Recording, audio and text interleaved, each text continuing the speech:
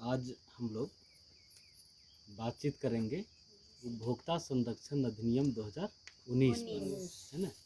और एकदम विस्तृत बातचीत करेंगे। हम लोग इसके पहले भी इस पर चर्चा किए हैं और कई राउंड चर्चा किए हैं। और देखिए, एग्ज़ाम के नज़रिए से, चाहे वो राजस्व निरीक्षक का एग्ज़ाम हो, चाहे वो टीजीटी पीजीटी की परीक्षा हो, हर दृष्टिकोण से ये टॉपिक बहुत महत्वपूर्ण है ना। और हम लोग एकदम बातचीत के क्रम में इससे बनने वाला हर तरह का ऑब्जेक्टिव देखेंगे। शुरू किया जाए। हम आप लोगों से पहले क्वेश्चन पूछते चलेंगे, है ना। छोटा छोटा सवाल हम तुम लोगों से पूछते चलेंगे।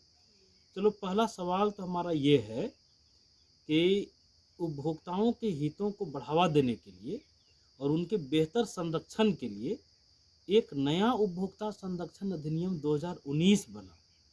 2019 उपभोक्ता संरक्षण अधिनियम 2019 बना।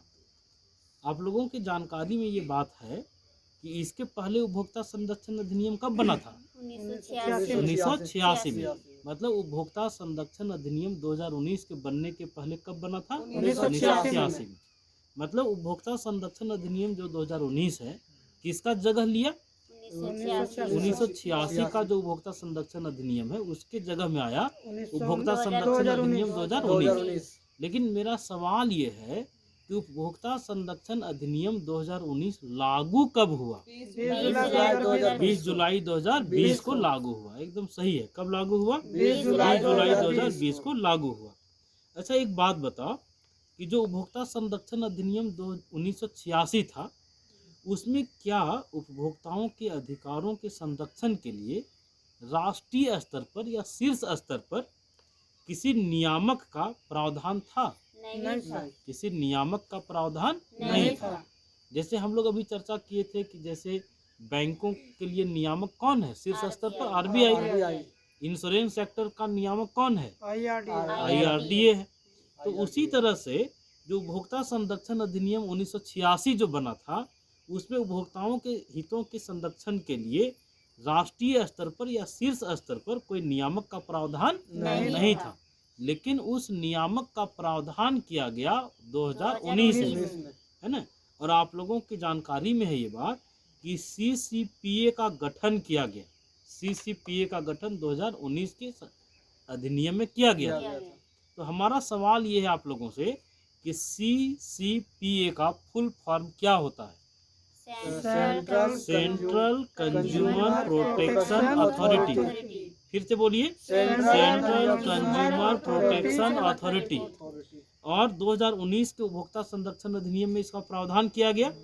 और आप लोगों से हमारा सवाल ये है कि सीसीपीए का गठन कब किया गया?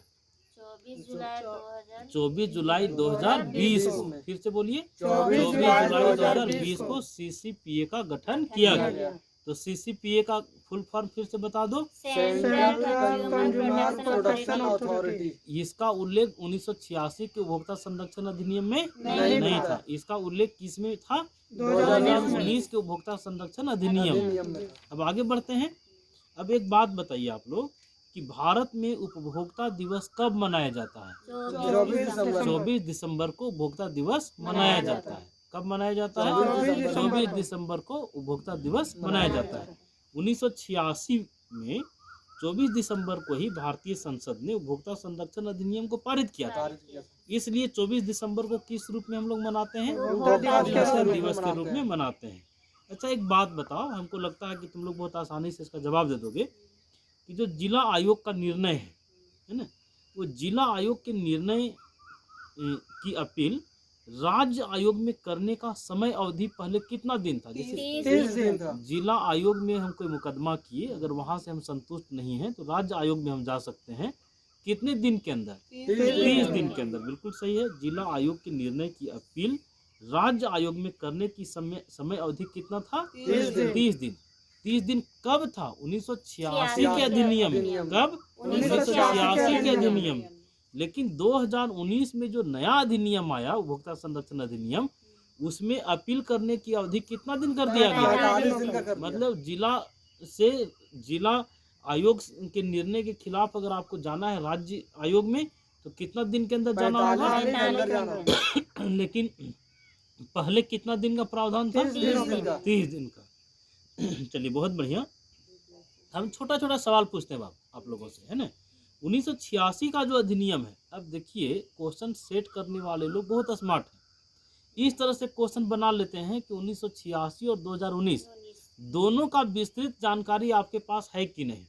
इसलिए 1986 का भी उपभोक्ता संरक्षण अधिनियम नियम हम लोगों को जानना होगा और 2019 वाला भी जानना होगा। आप लोग बताइए 1986 में जो उपभोक्ता संरक्षण अधिनियम बना था उसमें जिला स्तरीय उपभोक्ता अदालत में जाने के लिए कितना रुपया तक का अगर कोई विवाद है तो हम लोग जिला उपभोक्ता अदालत जा सकते थे?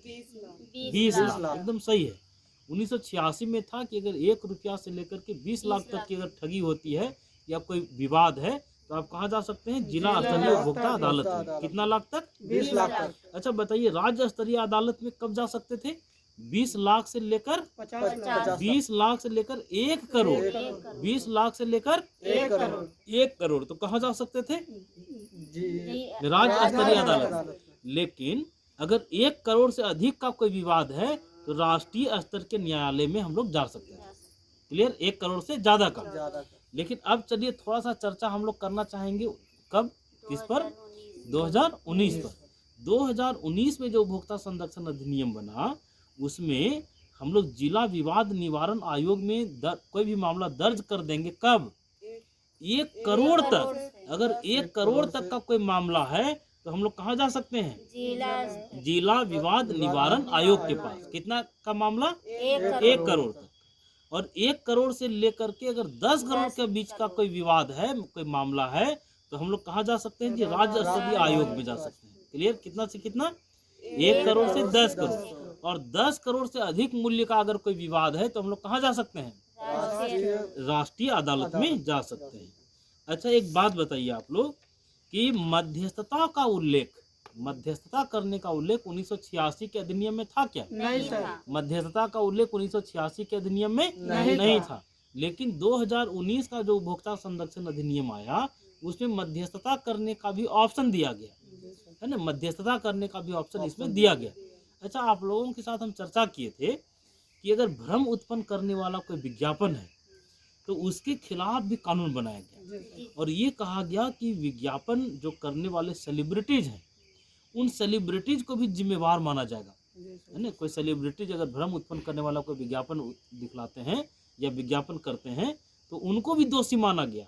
और ये कहा गया कि अगर कोई भ्रम उत्पन्न करने वाला कोई अगर वो विज्ञापन करते हैं तो उन पर 10 लाख तक का जो है वो जुर्माना आरोपित किया गया। कितना लाख तक का?